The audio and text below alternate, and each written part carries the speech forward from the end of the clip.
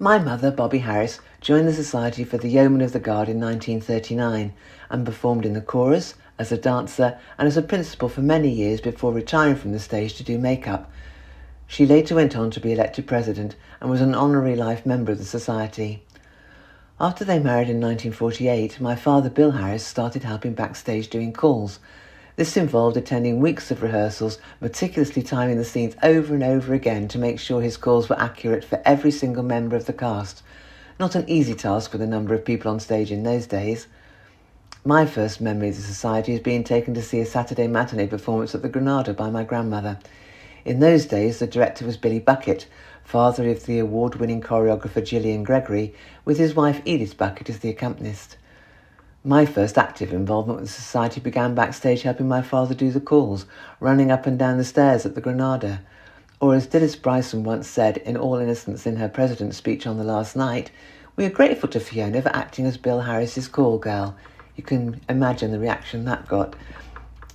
A few of you may remember that shy, spotty and rather plump teenager who eventually plucked up the courage to venture onto the stage rather than hiding backstage. It wasn't the best start. The show was The Boyfriend in 1978. Unfortunately, during one performance whilst I was doing the Charleston, I managed to get my foot hooked round the chaise longue on stage and fell flat on my face. All I could think about was Joan Pennington saying, "Whatever you do, keep smiling." And so that's exactly what I did. And she was right, because I found out later there were people in the audience who actually thought it was intentional.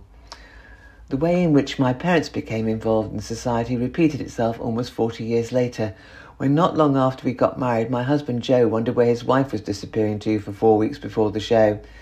Just like my father, he wasn't interested in appearing on stage, so instead graduated from front-of-house lift operator and raffle ticket seller to backstage follow-spot operator at the music hall with Ian McIntosh, and eventually stage director for several of the Society's shows at Theatre 7. Although the company is now known as SMTC, I still think of it as the Society.